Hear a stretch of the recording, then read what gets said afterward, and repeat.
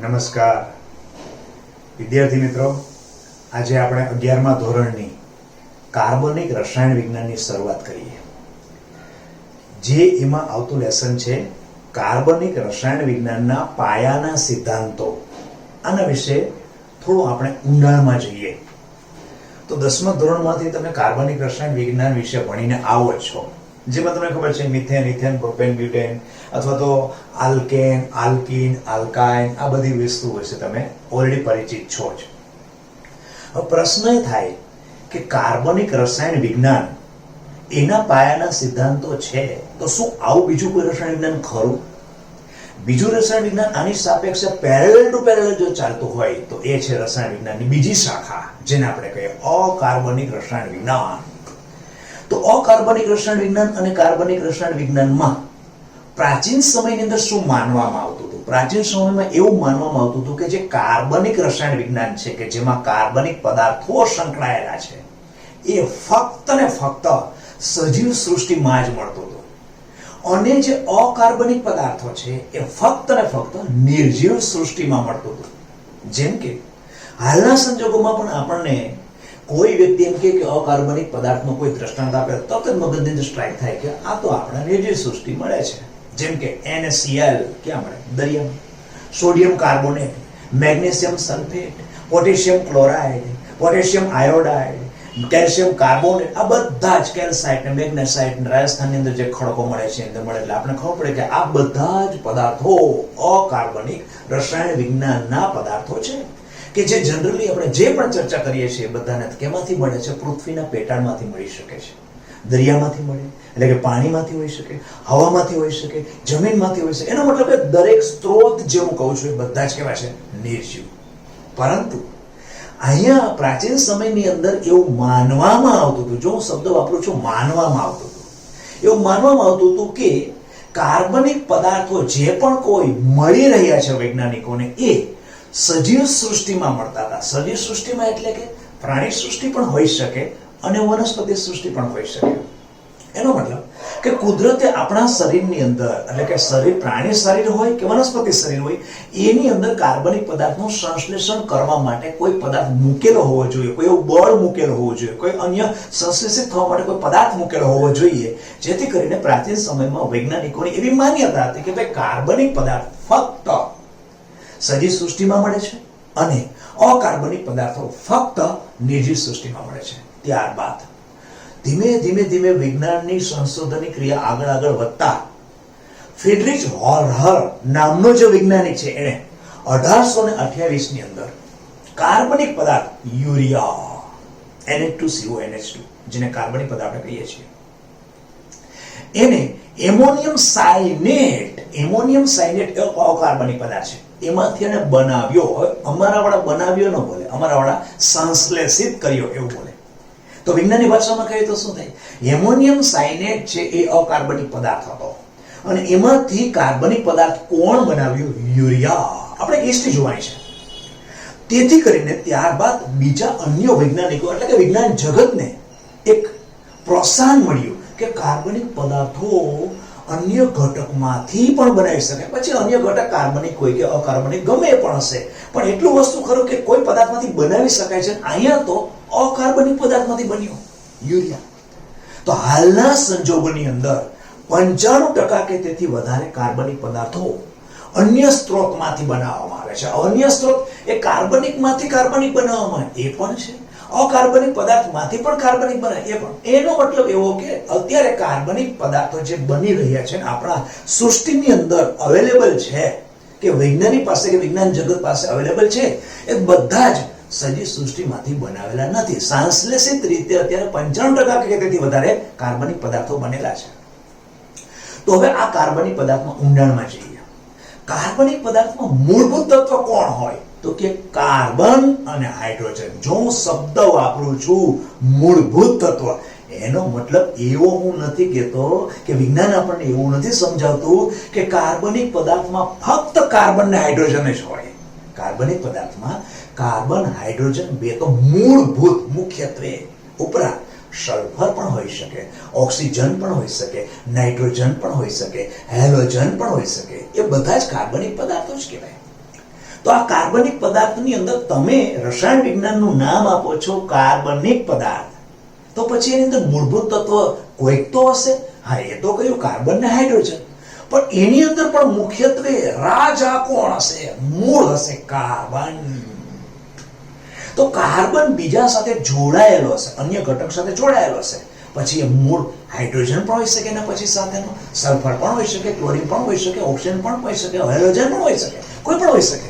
તો કાર્બન સાથે બીજા જોડાયેલા છે અને તમે એને કહો છો કે કાર્બન એક પદાર્થ છે. તો કાર્બન બીજા સાથે જોડાય તો કેટલા સાથે જોડાઈ શકે?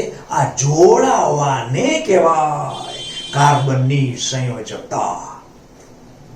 તો કાર્બન બીજા સાથે જોડાય તો કેટલા સાથે જોડાઈ શકે છે? 10મા ધોરણમાં આપણને ખબર છે કે કાર્બનની સંયોજકતા કેટલી હોય? 4.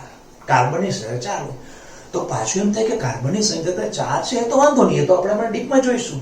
પણ કાર્બનિક પદાર્થમાં કાર્બન બીજા સાથે જે જોડાયેલો છે એ કયા બંધથી જોડાયેલો હોય? તો મુખ્યત્વે બંધ 2 હોય કાર્બનિક સંયોજનમાં, મુખ્યત્વે.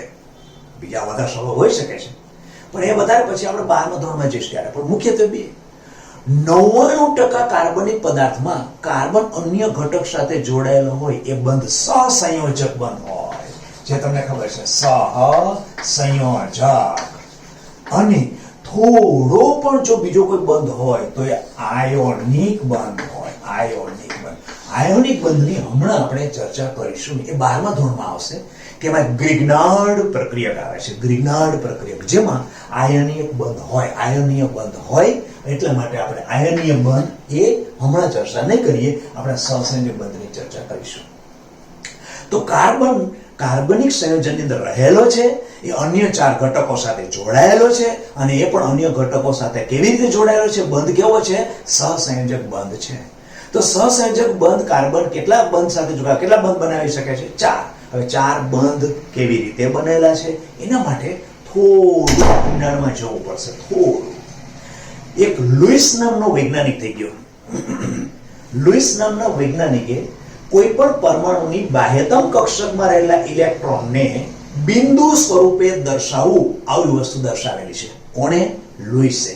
કોઈ પણ પરમાણુની બાહ્યતમ કક્ષકમાં રહેલા ઇલેક્ટ્રોનને બિંદુ સ્વરૂપે દર્શાવવું, અને એ જ બિંદુ એ અન્ય ઘટક સાથે જોડાય છે. એટલે બિંદુ એટલે બીજું કોઈ નથી, ઇલેક્ટ્રોન છે. અન્ય સાથે જોડાય અને જેટલા સાથે જોડાય એ એની સંયોજકતા કહેવાય. જેમ કે કાર્બનની બાહ્યતમ કક્ષકમાં ઇલેક્ટ્રોન કેટલા હોય? 4. એટલે તમે કાર્બનની બાજુમાં 4 4 શું કર્યું? બિંદુ કર્યા. હવે હાઇડ્રોજન પાસે 1 ઇલેક્ટ્રોન છે, જેને હું આ રીતે દર્શાવું છું. હાઇડ્રોજન 4, એની પાસે 1 ઇલેક્ટ્રોન છે, એને મેં આ રીતે દર્શાવ્યા. તો આ બંને વચ્ચે એક પ્રકારનો બંધ થયો, જેની અંદર બંનેના ઇલેક્ટ્રોનની ભાગીદારી છે. 10મા ધોરણમાં તમને ખબર છે. જે બંધની અંદર પ્રત્યેક પરમાણુના 1 ઇલેક્ટ્રોનનું કન્ટ્રીબ્યુશન સહભાગી થયેલું હોય, સરખું થયેલું હોય, એને આપણે બંધ કયો કહીએ છીએ? સહસંયોજક. સહસંયોજક બંધ કહીએ. તો આમાં આપણે એમ કહ્યું કે કાર્બન સાથે ઓક્સિજન પણ હોય, હાઇડ્રોજન પણ હોય, હાઇડ્રોજન પણ હોય. તો બધા હેલોજન હોય તો હું Cl મૂકું છું. ચાલો આ બધા વસ્તુ કાઢી નાખીએ અને Cl મૂકીએ. તો Cl ની અંદર બાહ્યતમ કક્ષકમાં ઇલેક્ટ્રોન હેલોજન છે. હેલોજન એટલે કેટલા હોય? 2 4 6 અને 1 7. આ 7નો ઇલેક્ટ્રોન આની સાથે જોડાયો. એવી રીતે હું Cl અહીંયા મૂકું તો 1 2 3 4 5 6 આ બધાને ટપકા કરીએ, ક્રોસ કરીએ તો વધારે ખબર પડશે કે એ ઇલેક્ટ્રોન ક્લોરીનનો છે. તો એ રીતે અહીં જોડાયો. એવી રીતે ક્લોરીનનો હું અહીંયા મૂકું તો એના બાહ્યતમ કક્ષકના ઇલેક્ટ્રોન કેટલા છે? 7 છે. તો 2 4 6 અને 7 આની સાથે જોડાઈ ગયો. એવી રીતે ક્લોરીન અહીંયા હું પણ મૂકી શકું છું. તો 1 2 3 4 5 6 અને 7 આ રીતે જોડાઈ ગયું. તો ક્લોરીન શું છે? આ ઇલેક્ટ્રોનને વાપરી શકે. એટલે ક્લોરીનનું શું થયું? અષ્ટક પૂર્ણ થયું. એવી રીતે આ કાર્બન પણ એ ઇલેક્ટ્રોનને વાપરી શકે. તો કાર્બનને 4 એક આના તરફથી મળ્યો, એક આના તરફથી મળ્યો, એક આના તરફથી મળ્યો, એક આના તરફ મળ્યો. એનો મતલબ કે 4 ઇલેક્ટ્રોન થઈ ગયા. 4 ઇલેક્ટ્રોન મળ્યા એટલે 4 હતા, 4 મળ્યા, અષ્ટક પૂર્ણ થયું. એવી રીતે ક્લોરીનને પણ દરેકની બાહ્યતમ કક્ષકમાં 7 ઇલેક્ટ્રોન હતા, 1 મળ્યો. એનો મતલબ કે આનું અષ્ટક પૂર્ણ થયું, એવી રીતે આનું અષ્ટક પૂર્ણ થયું, એવી રીતે આનું અષ્ટક પૂર્ણ થયું, એવી રીતે આનું અષ્ટક પૂર્ણ. દરેક પરમાણુ પોતાનું અષ્ટક પૂર્ણ કરી શકે છે. પછી સેન્ટરનો કાર્બન હોય કે 4 બાજુના ક્લોરીન હોય. તો આનું સૂત્ર શું થઈ ગયું? CCl4, carbon tetrachloride. થોડી વાર પહેલા આપણે શું કહ્યું હતું? કાર્બનની બાજુમાં કોને મૂક્યા હતા? 4 હાઇડ્રોજનને મૂકેલા હતા. તો હાઇડ્રોજનનું શું અષ્ટકપૂર્ણ? હાઇડ્રોજન અપવાદ છે. હાઇડ્રોજન હિલિયમ જેવી રચના પ્રાપ્ત કરે અને હાઇડ્રોજન અહીંયા હોય તો હાઇડ્રોજન પોતે આ ઇલેક્ટ્રોન વાપરે તો હાઇડ્રોજન ને એક ઇલેક્ટ્રોન એટલે એને પોતાના કેટલા થઈ ગયા? 2 થઈ ગયા અને હિલિયમ જેવી રચના તો એ પણ સ્થાયી થઈ ગયું. અત્યારે આ કેના જેવી થાય? 17 માં 1 મળે છે એટલે 18 એટલે આર્ગોન જેવી રચના પ્રાપ્ત કરે છે. અહીં બધે ક્લોરીન કેવી રચના પ્રાપ્ત કરે છે? આર્ગોન જેવી રચના પ્રાપ્ત કરે છે અને કાર્બન પોતે નિયોન જેવી રચના પ્રાપ્ત કરે છે. 6 છે ને 4 મળે છે એનો મતલબ કે 10 ઇલેક્ટ્રોન થઈ ગયા. નિયોન રચના વાત કરી. આ બંધ કહેવાનો મતલબ કેવો થયો? સહસંયોજક બંધ થયો. હવે એમ કહીએ કે મિથેનોલ, તમને ખબર છે મિથેનોલ એટલે CH3OH આવી રીતે છે. મિથેનોલનું સૂત્ર 10મા ધોરણમાં તમે ભણો છો. એનું કેવી રીતે થયું હોય તો દરેક પરમાણુ જે છે એને લુઈસના બંધ નિરૂપણ અનુસાર કાર્બનના 4 ઇલેક્ટ્રોનને આ રીતે આપણે મૂકી દઈએ. એના પછી ઓક્સિજન છે એના ઇલેક્ટ્રોન મૂકી દઈએ. એના ઇલેક્ટ્રોન કેટલા છે તો કે 1 2 3 4 5 અને 6 આ ઓક્સિજનના ઇલેક્ટ્રોન છે. હાઇડ્રોજનનો ઇલેક્ટ્રોન કેટલો છે તો હાઇડ્રોજનનો ઇલેક્ટ્રોન 1 છે. હવે કાર્બન સાથે કોણ જોડાયેલા છે? 3 હાઇડ્રોજન જોડાયેલા છે. તો હું એક હાઇડ્રોજન અહીંયા મૂકું એનો ઇલેક્ટ્રોન આ, એક હાઇડ્રોજન અહીંયા મૂકું એનો ઇલેક્ટ્રોન આ, એક હાઇડ્રોજન અહીંયા મૂકું એનો ઇલેક્ટ્રોન આ. તો કાર્બન પોતે આ CH3 એટલે વસ્તુ શું છે? આ CH3 એટલે કાર્બને હાઇડ્રોજન સાથે 3 સહસંયોજક બંધ બનાવ્યા. આ એક સહસંયોજક બંધ થયો, આ બીજો સહસંયોજક બંધ થયો, આ ત્રીજો સહસંયોજક બંધ, 3 બંધ થયા. કાર્બનને અત્યારે પોતાની પાસે રહેલા 1 2 3 4 ઇલેક્ટ્રોન હતા એમાંથી 3 હાઇડ્રોજનના મળ્યા. હજી એને ખૂટે છે તો એ શું કરે? ઓક્સિજનનો આ ઇલેક્ટ્રોન છે એની સાથે બંધ બનાવે એટલે કાર્બનના આ ઇલેક્ટ્રોન પણ પાછા આવી ગયા એટલે કાર્બનનું અષ્ટક પૂર્ણ થઈ ગયું. તો ઓક્સિજનના કેટલા થયા તો 1 2 3 4 5 6 7 એનો પાછો એક ખૂટે છે એટલે એ શું કરે? હાઇડ્રોજન સાથે બંધ બનાવે એટલે ઓક્સિજનને પણ અહીંથી આમ ગણો એટલે પોતાની પાસે કેટલા ઇલેક્ટ્રોન થઈ ગયા? 8 ઇલેક્ટ્રોન થયા. એ દરમિયાન હાઇડ્રોજનનું શું થયું? હાઇડ્રોજનને પોતે 2 ઇલેક્ટ્રોન આવી ગયા એટલે હિલિયમ જેવી રચના પ્રાપ્ત કરી. આમ મિથેનોલનું બંધારણ કેવું હોય તો મિથેનોલના બંધારણને દોરીએ તો 3 અહીંયા જગ્યાએ કોણ હોય? હાઇડ્રોજન હોય, હાઇડ્રોજન હોય, અહીંયા ઓક્સિજન અને પાછું હાઇડ્રોજન. તો ઓક્સિજનની અંદર અબંધકારક ઇલેક્ટ્રોન એટલે કે જેને બંધમાં ભાગ લીધો નથી એવા યુગ્મ છે. જો યુગ્મ એટલે પેર, 2 ઇલેક્ટ્રોન છે તો 2 ઇલેક્ટ્રોન એક ઇલેક્ટ્રોન યુગ્મ અહીંયા મૂકું, એક ઇલેક્ટ્રોન અહીંયા મૂકું અને હું આવી રીતે આવીને દર્શાવું છું કક્ષક તરીકે. તો આ આખું બંધારણ કોનું થઈ ગયું? મિથેનોલનું બંધારણ થઈ ગયું. આમ કાર્બનની સંયોજકતા 4 છે એ વસ્તુ આપણને ખ્યાલ આવ્યો. હવે પ્રશ્ન એ થાય કે કાર્બનની 4 સંયોજકતા છે તો કાર્બનની બાહ્યતમ કક્ષકમાં લુઈસના બંધ નિરૂપણ અનુસાર એની પાસે 4 ઇલેક્ટ્રોન છે. તો એવું એ ન કરે કે 4 ઇલેક્ટ્રોનને કાઢી નાખે. કારણ કે કાર્બનની ઇલેક્ટ્રોનના લખીએ તો કાર્બનની ઇલેક્ટ્રોનના 6 છે તો એની અંદર ઇલેક્ટ્રોન કેટલા હોય? ઇલેક્ટ્રોનના 1s2 2s2 2p3 2 4 4 ને 2 6 આવી રીતે આમ છે. હવે આ કક્ષકની મિત્રો હમણાં તમને ખ્યાલ નહીં આવે એ ફક્ત આ કક્ષક છે S કક્ષક P કક્ષક એ બધી કક્ષક છે એના પછી હમણાં જોઈએ છીએ. તો આમાં ટોટલ ઇલેક્ટ્રોન કેટલા થયા? 6 થયા. તો એને જોઈએ કેટલા? 4 જોઈએ. 4 જોઈતા હોય તો શા માટે જોઈએ છે? એને અષ્ટક પૂર્ણ કરવા માટે. કારણ કે 4 મળે એટલે કેના જેવો બને? નિયોન જેવો બને. નિયોનનો યાદ કરો ઇલેક્ટ્રોન કેટલા છે? 10. આપણે છેલ્લો સમૂહ 10મા ધોરણમાં આપણે ભણ્યા છીએ કે helium, neon, argon, krypton, xenon અને રેડોન આ બધાની અંદર બાહ્યતમ કક્ષકમાં ઇલેક્ટ્રોન પૂર્ણ છે એટલે કે એનું અષ્ટક પૂર્ણ છે. એટલા માટે કોઈ સાથે પ્રક્રિયા કરતા નથી. કેવા છે? એકદમ નિષ્ક્રિય થઈને પડેલા છે. એટલા માટે આપણે નિષ્ક્રિય ઘટક કહીએ છીએ. એટલે મેન્ડેલિફના આવર્ત કોષ્ટકમાં જે પણ કોઈ તત્વો છે બધા કોના જેવો પ્રયત્ન થવાનો પ્રયત્ન કરે છે? નિષ્ક્રિય વાયુ જેવો પ્રયત્ન થવાનો પ્રયત્ન કરે. તેઓ કાર્બનની અંદર કદાચ એવું થાય કે આ 4 ઇલેક્ટ્રોન પોતે આપણે બંધ ઉપરથી ઉર્જા આપો, કાર્બનને ઉર્જા આપો તો 4 ઇલેક્ટ્રોન નીકળી જાય અને કાર્બન ઉપર 4 ઇલેક્ટ્રોન નીકળે એટલે કાર્બન પર +4 થઈ જાય અને આ ઇલેક્ટ્રોન નીકળી ગયા. તો કાર્બન પોતે કોના જેવો થઈ ગયો? હિલિયમ જેવો થઈ ગયો અને હિલિયમ નિષ્ક્રિય છે. સીધી વાત છે. તો એવું ન કરે, કાર્બન એવું ન કરે. પણ એવો પણ બીજો વિચાર, પહેલો વિચાર શું છે? 4 ઇલેક્ટ્રોન કાઢી નાખો. બીજો વિચાર એવો પણ આવે જેમ કે ક્લોરીન 1 ઇલેક્ટ્રોન મેળવે છે, આયોડીન 1 ઇલેક્ટ્રોન મેળવે છે, ફ્લોરિન 1 ઇલેક્ટ્રોન મેળવે છે. તો એ કાર્બન એવું ન કરે કે 4 ઇલેક્ટ્રોન પોતે મેળવી લઈએ તો 6 તો એની પાસે છે, 4 મેળવી લઈએ તો એ અંદર થઈ ગયા 10. તો 10 થાય તોય નિયોન જેવો થાય. તો એ વખતે કાર્બન ઉપર ઇલેક્ટ્રોન મેળવે ત્યારે ભાર કેવો થાય? -4. એનો મતલબ કાર્બન છે એ જો કાર્બન એ +4 બને અને 4 ઇલેક્ટ્રોન કાઢી નાખે તો પોતે કોના જેવો થઈ જાય છે? હિલિયમ જેવો. અને કાર્બન છે એ 6 ઇલેક્ટ્રોન મેળવે તો કાર્બન ઉપર શું થાય? -4 થાય. તો એ કોના જેવો થાય? નિયોન જેવો થાય. તો કાર્બન હિલિયમ જેવો પ્રયત્ન ન કરે થવાનો તો પણ સ્થાયી થવાનો છે ને. અને જો નિયોન જેવો થાય તો પણ શું? એ સ્થાયી થવાનો છે ને. પણ હિલિયમ જેવો થવા માટે શું કરવું પડે? એને 4 ઇલેક્ટ્રોન કાઢવા પડે. અને નિયોન જેવો થવા માટે શું કરવું પડે? 4 ઇલેક્ટ્રોન મેળવવા પડે. પણ મિત્રો આની અંદર કાર્બનનું રૂપાંતર આયનમાં કરવા, એટલે 4 ઇલેક્ટ્રોન કાઢવા, એટલે એને કહેવાય આયનીકરણ એન્થાલ્પી. કેમ આવું કીધું? આયન બનવા માટે આપવી પડતી ઉર્જાને કહેવાય એન્થાલ્પી. એટલે આયનીકરણ એન્થાલ્પી એટલે શું કરવું પડે? આપવી પડે. અંદરથી ઇલેક્ટ્રોન કાઢવા માટે પણ જબરજસ્ત ઉર્જા ખર્ચીને કાઢવી પડે, એને કહેવાય ઇલેક્ટ્રોન પ્રાપ્તિ એન્થાલ્પી. ઇલેક્ટ્રોન મેળવવા માટે આ જોઈતી એન્થાલ્પી એટલે કે ઉર્જા, જેને કહેવાય ઇલેક્ટ્રોન પ્રાપ્તિ એન્થાલ્પી. હવે આટલી બધી કાર્બન પાસે ઉર્જા હોય નહીં, તેથી કરે કાર્બન શું કરે? સરળ રસ્તો અપનાવે. એ કરતા બહેતર છે પોતાના 4 ઇલેક્ટ્રોન છે એની પાસે ભાગીદારી કરે, આની પાસે ભાગીદારી કરે, ઉપર ભાગીદારી કરે, નીચે ભાગીદારી કરી તો પણ એને તો સ્થાયિત્વ પ્રાપ્ત કરવું હતું ને, તો સ્થાયિત્વ પ્રાપ્ત થઈ ગયું. અને 4 ઇલેક્ટ્રોન પોતે ભાગીદારી અન્ય પરમાણુ સાથે બંધ કરી અને પોતાનું અષ્ટક પૂર્ણ કર્યું. પેલો સામેવાળો જે આવે એને ક્યાં મતલબ છે? એને તો પોતે ભાગીદારી કરી અને શાંતિથી સલામતી થઈ ગઈ. કેમ? તો કે નિષ્ક્રિય અવસ્થા પ્રાપ્ત કરી લીધી. એટલા માટે આપણે પ્રશ્નનું નિરાકરણ આવી છે કે કાર્બનમાં 6 ઇલેક્ટ્રોન છે તો 4 કાઢી ન શકે. શું 4 મેળવી ન શકે? 4 કાઢે તો પણ ઉર્જા જોઈએ અને 4 મેળવે તો પણ ઉર્જા જોઈએ. 4 કાઢે તો એને કહેવાય આયનીકરણ એન્થાલ્પી. આયનીકરણ એન્થાલ્પી આપણે 11માં આગળ વધારે ભણીશું. આયનીકરણ એન્થાલ્પી આયન બનવા માટે, ધન આયન બનવા માટે જોઈતી એન્થાલ્પી. અને જો ઇલેક્ટ્રોન મેળવવો હોય તો પણ એને ઉર્જાની જરૂર પડે છે, એટલે એને કહેવાય ઇલેક્ટ્રોન પ્રાપ્ત કરવા માટે આપવી પડતી જોઈતી એન્થાલ્પી. અને જે એન્થાલ્પીને કહેવાય ઇલેક્ટ્રોન પ્રાપ્તિ એન્થાલ્પી. તો કાર્બન બેમાંથી એકેય રસ્તો અપનાવતો નથી. કયો? ધન આયન એટલે કે C+4 પણ બનાવતો નથી અને C-4 પણ બનાવતો નથી. પરંતુ શું કરે? કાર્બન પોતે પોતાનું અષ્ટક પૂર્ણ કરવા માટે 4 જગ્યાએ સહસંયોજક અન્ય પરમાણુ સાથે જોડાય અને બનાવે અને પોતાનું અષ્ટક પૂર્ણ કરે છે. અને એના માટેનું સિમ્પલમાં સિમ્પલ કાર્બનિક સંયોજન એટલે કે હાઇડ્રોકાર્બનનું સિમ્પલ ઉદાહરણ હોય તો કોણ? આપણું મિથેન.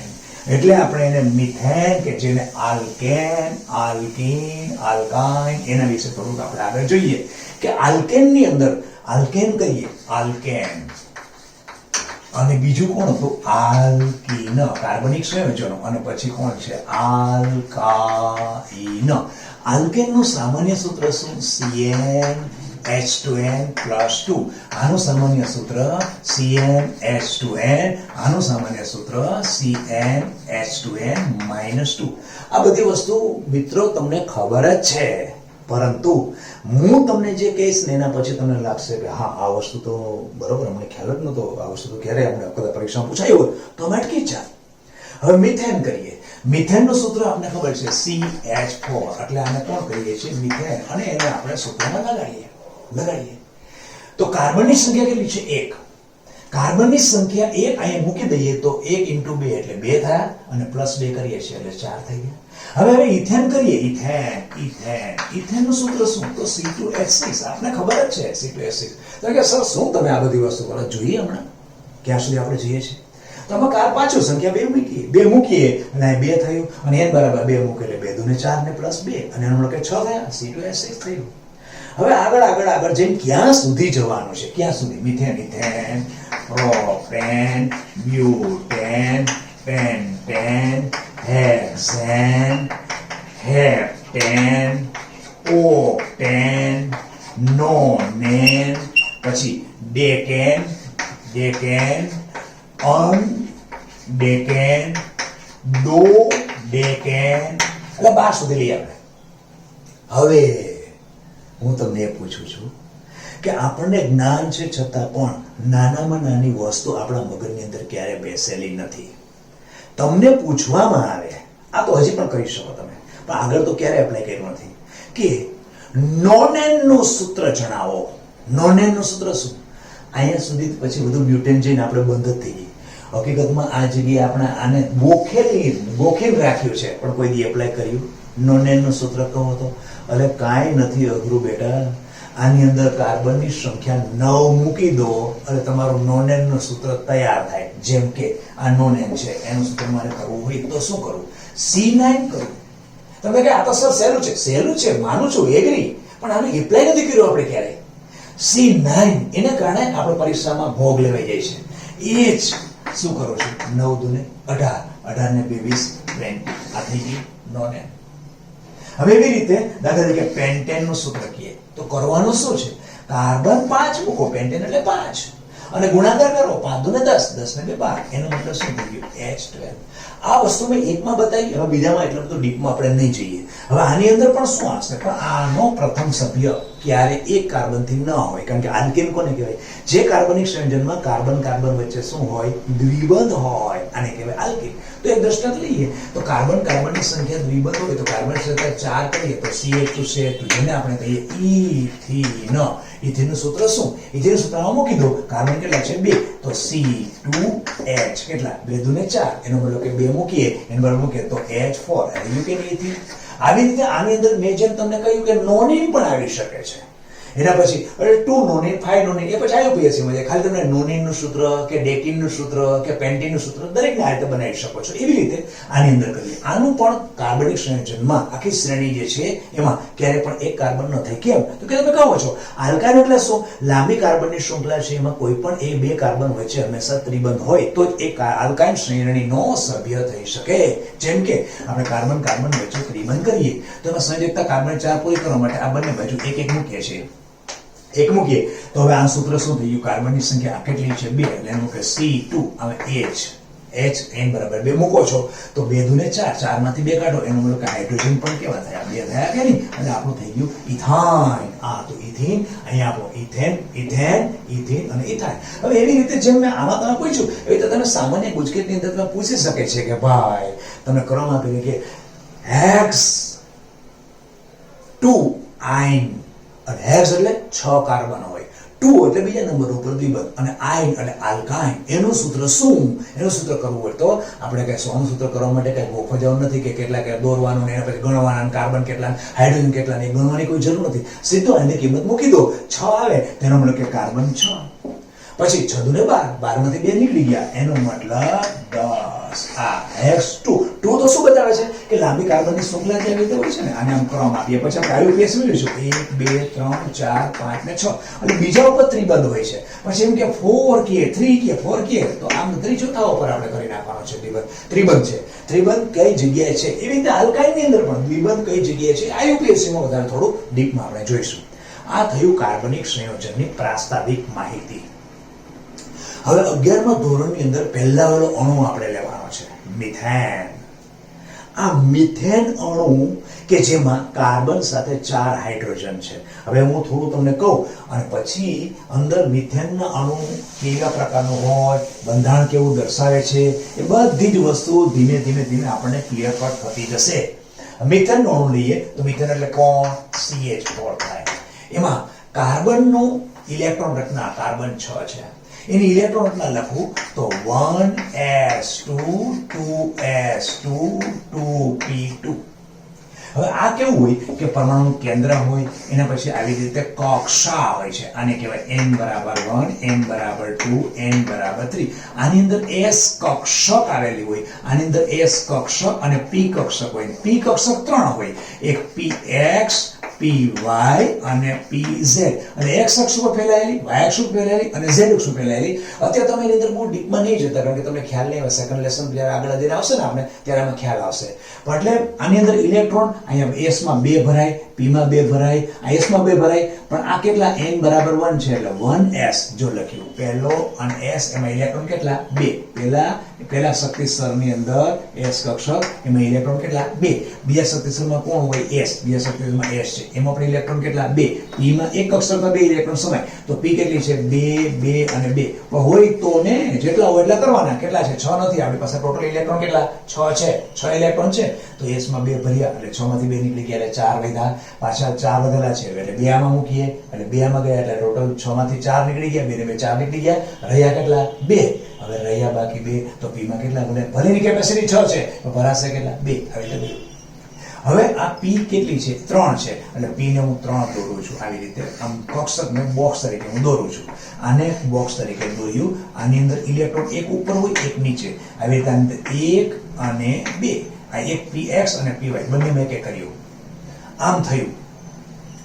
હવે આ s છે આ કાર્બન છે એની અંદર ટોટલ બંધ કેટલા થાય, ટોટલ બંધ 2 4 અને 6 કક્ષકમાં ઇલેક્ટ્રોન થઈ ગયા. બંધ કેટલા આપણે કરીએ છીએ 4. તો 4 તો બંધ થાય નહીં. 4 કેવી રીતે થાય, એક કક્ષકમાં તો 2 જ આવે, એક કક્ષકમાં 2 આવે તો પછી અહીંયા તો બંધ વધુ હાઇડ્રોજન જોડાય તો એક અહીંયા જોડાય એનો મતલબ હાઇડ્રોજન જોડાય તો એક હાઇડ્રોજન અહીંયા જોડાય એક હાઇડ્રોજન અહીંયા જોડાય તો બંધ તો બે જ થાય. આપણે કે ચાર બંધ થાય કેવી રીતે? એના માટે કાર્બન શું કરે છે કે આ પોતાના યુગ્મિત થયેલા ઇલેક્ટ્રોનને અહીંથી કાઢી અને બહાર નાખી દે. હવે શું થાય? આ એક જગ્યા થઈ ગઈ હાઇડ્રોજન માટે અને આને પણ જગ્યા થઈ ગઈ હાઇડ્રોજન માટે. ચાર થઈ ગયા. હવે કાર્બન સાથે કેટલા હાઇડ્રોજન જોડાયા કે અન્ય પરમાણુ જોડાવે તો કેટલા જોડાયા? ચાર જોડાયા. હવે આપણને ખબર પડી કે કાર્બન સાથે ચાર હાઇડ્રોજન આવી રીતે જોડાય છે. હજી આમાં કન્ફ્યુઝન ઉત્પન્ન કરું છું. જોજો ફરીથી પાછું જૂનું જે દો. કાર્બન ઇલેક્ટ્રોન લખો છો તો કાર્બનમાં ઇલેક્ટ્રોન કેટલા છે? 6. પેલી કક્ષકની અંદર ઇલેક્ટ્રોન કેટલા આવે? 2. એટલે આ નજીકની કેન્દ્ર છે, આ કેન્દ્ર નજીકની કક્ષા છે. આની અંદર કક્ષા એ કક્ષા હોય એમાં એસ આકારની ગોળાકાર કક્ષક હોય એમાં ઇલેક્ટ્રોન કેટલા છે? 2 છે. એના પછી બીજી કક્ષા પાછી આવે છે, એની અંદર એસ કક્ષક છે, એમાં પણ ઇલેક્ટ્રોન કેટલા? એક કક્ષકમાં ઇલેક્ટ્રોન 2 જ ભરાય. એ પછી આપણે હુનના નિયમ, પાઉલી શાહ-બોની ને પછી આગળ જઈશું. આ તો આપણે શુભ શરૂઆત છે, છતાં પણ થોડો પ્રયત્ન કરીએ છીએ ડીપમાં જઈ શકાય. તો બીજી કક્ષા છે એમાં એસ કક્ષક છે. એસ કક્ષક અંદર કેટલા ઇલેક્ટ્રોન છે? 2. અને p ની અંદર ટોટલ કેપેસિટી p ની કેટલી? p ની 3 છે. px x અક્ષ ઉપર, y અક્ષ ઉપર અને z અક્ષ ઉપર. એટલે p ની કેપેસિટી કેટલી થઈ? 6 થઈ ને. પણ પરમાણુ પાસે ઇલેક્ટ્રોન એટલા હોવા તો જોઈએ કે નહીં? કારણ પાસે ટોટલ કેટલા છે? 6 છે. ટોટલ ઇલેક્ટ્રોન જ 6 છે. તો 2 તો અહીં ભરાઈ ગયા. પછી 2 અહીં ભરાશે અને 2 ની 2 4 થઈ ગયા. હવે ભલે p ની કેપેસિટી 6 છે પણ ઇલેક્ટ્રોન તો કેટલા કાર્બન પાસે બાકી બચેલા છે? 2 જ બચેલા છે. તો p માં કેટલા જશે? 2. એટલે માટે મેં શું કર્યું? જો 2 છે, બીજા શક્તિ સ્તર છે. આ પેલામાં શું ભરાઈ ગઈ? 1s ના 2 ભરાઈ ગયા કે નહીં? એટલે આ 2 ભરાઈ ગયા. પછી 2s છે એમાં ઇલેક્ટ્રોન કેટલા છે? આ 2 ઇલેક્ટ્રોન મૂકી દીધા. જૂનું આપણે પાછું યાદ કરીએ. પછી p ની અંદર કેટલા થાય? p ની અંદર 2. તો p ની અંદર 2 છે તો આ ઇલેક્ટ્રોન મેળવી દીધો. તો આવી રચના ઓલરેડી કાર્બનની છે કે જેમાં 1s ની અંદર 2 છે, 1s માં 2 છે, 2s માં કેટલા છે? એમાં પણ 2 છે. પછી 2p માં કેવા છે? એમાં પણ 2 માં 1 છે. તો પછી 1 છે તો બંધ બને કેટલા? તો એક હાઇડ્રોજન અહીંયા બંધ બનાવે, એક હાઇડ્રોજન અહીંયા બંધ બનાવે. તો કાર્બન સાથે બંધ બને ફક્ત કેટલા? 2.